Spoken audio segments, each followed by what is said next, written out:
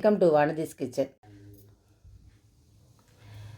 வாங்க ஒரு ரசம் ஒன்று பண்ணி காட்டுறேன். இந்த இலைக்கு பேர் வந்து சங்க இலைன்னு சொல்லுவாங்க. இந்த இலையோட இந்த செடி முழுக்கவே முள் இருக்கும். இந்த இலையோட நுனியில் கூட பார்த்திங்கன்னா அதை பாருங்க முள்.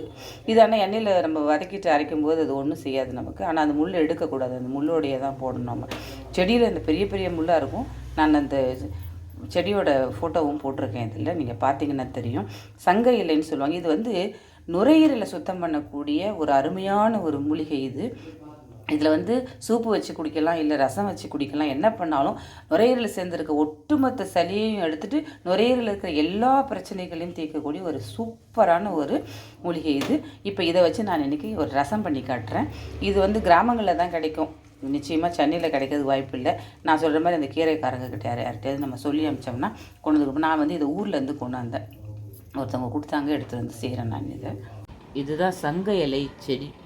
இதில் எவ்வளோ முள் இருக்குது பாருங்கள். ஒரு கைப்பிடி சங்க இலை, ஒரு சின்ன துண்டு புளி, ஒரு மிளகாய் இது தாளிக்கிறதுக்கு, ஒரு 4 பல் பூண்டு, ஒரு 1½ ஸ்பூன் மிளகு, 1 ஸ்பூன் சீரகம், ஒரே ஒரு தக்காளி. இந்த கீரையை மாத்திரம் வதக்கிட்டு மற்ற எல்லாத்தையும் அரைச்சிட்டு வந்துட்டு நெய்யில் தாளிக்கணும். நெய்யில் தான் வந்து இந்த கீரையை வதக்கணும். நான் நெய் விட்டுருக்கேன் கொஞ்சம். இப்போ அந்த கீரையை அதில் போட்டு வதக்கி. இப்போ இருக்க இந்த கிளைமேட் வந்து எல்லார் வீட்லேயும் 2 பேர் 3 பேர் ஜுரம், சளி, இருமல்னு ரொம்ப கஷ்டப்பட்டுட்டு இருக்காங்க. நானே கிட்டத்தட்ட 1½ மாதமாக அவஸ்தைப்பட்டுருக்கேன். நான் என்னென்னமோ இந்த மாதிரிலாம் செஞ்சு பார்க்குறேன். இன்னமும் எனக்குமே சரியாகலை. இது வந்து 2 முறை ஒரு முறை ட்ரை பண்ணி, இது செகண்ட் டைம். இது எனக்கு இருமல் கூட இன்னும் குறையவே இல்லை, அப்படியே தான் இருக்குது. இது வந்து சென்னையில் நம்மலாம் வந்து யாராவது கீரைக்காரங்க சொல்லி கேட்டு பாருங்கள். அந்த மாதிரி கிடச்சிதுன்னா வாங்கி ட்ரை பண்ணுங்கள். இது இப்போ இல்லை, எப்போ கிடச்சிதுனாலுமே கிடச்ச உடனே இந்த மாதிரி ட்ரை பண்ணி பாருங்கள். இது வந்து லங்ஸை கிளியர் பண்ணுறதுக்கு இது மாதிரி ஒரு நல்ல மூலிகை வேறு எதுவுமே கிடையாது. எல்லாத்தையும் அரைச்சிட்டு வந்துடும். எல்லாத்தையும் இதில் சேர்த்துட்டு நிறைய தண்ணி ஊற்றி இந்த மாதிரி தண்ணி நிறைய விட்டு கரைச்சிக்கோங்க. கொஞ்சம் மஞ்சப்பொடி போட்டுக்கோங்க. நான் எப்பவுமே ரசத்தில் கொஞ்சம் மஞ்சப்பொடி போடுவேன். தேவையான உப்பு சேர்த்துக்கலாம்.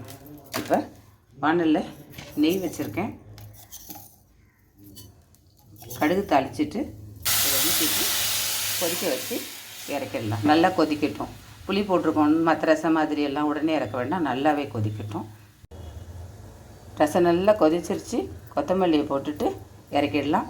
இந்த ரசத்தை வச்சு சாப்பிட்டு பாருங்கள். சங்க இலை ரசம் சூப்பு கூட வைக்கலாம். சங்க இலை சூப்பும் சூப்பராக இருக்கும். சாப்பிட்டு பார்த்துட்டு பிடிச்சதுன்னா லைக் பண்ணுங்கள், ஷேர் பண்ணுங்கள், சப்ஸ்கிரைப் பண்ணுங்கள். நன்றி, வணக்கம்.